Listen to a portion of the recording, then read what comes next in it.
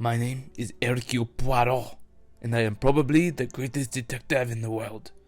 And today, well, what did you think? We'll be discussing my latest caper, Death on the Nile. Now I will pass it off to the boys, and I bid you adieu. Ladies and gentlemen, the great Hercule Poirot, the world's greatest detective, gave us such an awesome introduction. And like you said, we're doing a review on Death on the Nile. And I gotta ask you, Emmer, what did you think? I really liked it. I know not a lot of people probably are too excited. It's not like a huge IP. But me going in, I was a huge fan of Murder on the Orient Express. That got me into reading the books. And I gotta say, Death on the Nile, I thought it was a killer movie. I loved it. Same. I gotta say, I really enjoyed it too. Just like you said, it's not a superhero movie, so it felt like something different.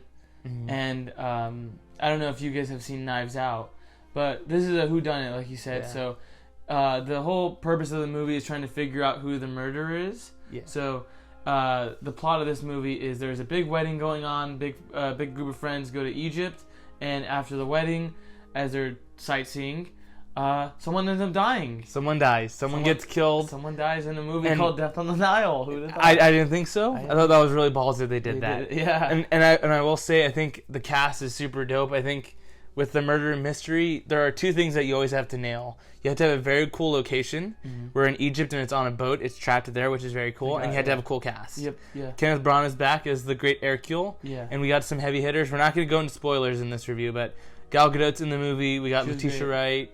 Armie Hammer, all the really cool actors. Yeah, they were really good. I think there's less actors in this one versus Murder on the Orient Express, but I think the ones that they do develop, they do a really, really good job of it. Yeah. So that made it really awesome. Any other things that you really enjoyed about the movie that stood out? So I think one thing that is really good to look at is comparing this to Murder on the Orient Express. This is essentially a sequel, but you don't need to have seen the first one to appreciate this, which I love. Mm-hmm. But I think one thing that stood out to me more than the first one is that they developed Hercule. They give him a nice origin story in the beginning, and I think I really hope we get a third one after this, because this movie, I think the mystery is great, but I think they do a great job in essentially talking about love, and it really is a story about Hercule, and I loved Kenneth Branagh. I think that was my biggest takeaway. Aside from the murder, I think there's great action, great music. I agree. I think the love was really good.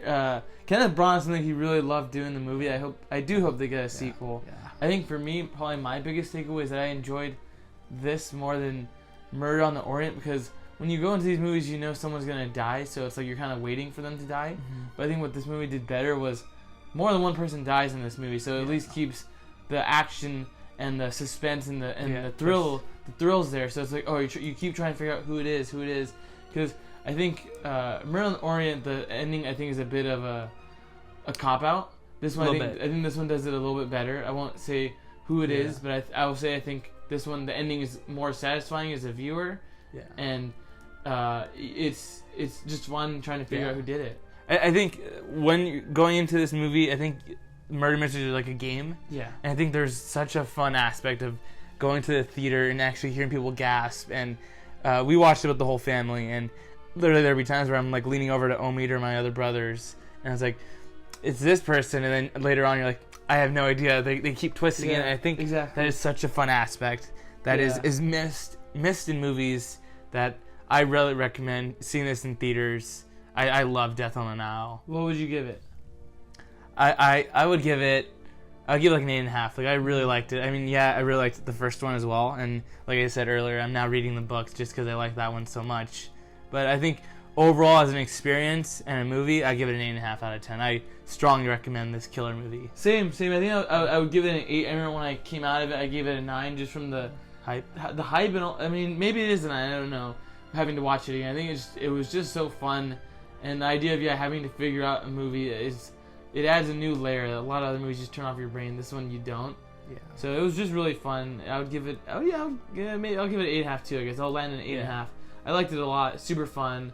I would say you guys should go check it out. Watch something new. Yeah, so I think it's glowing recommendations on both me and Omid's part. I say go watch Death on the Nile. It just came out. Go support that movie.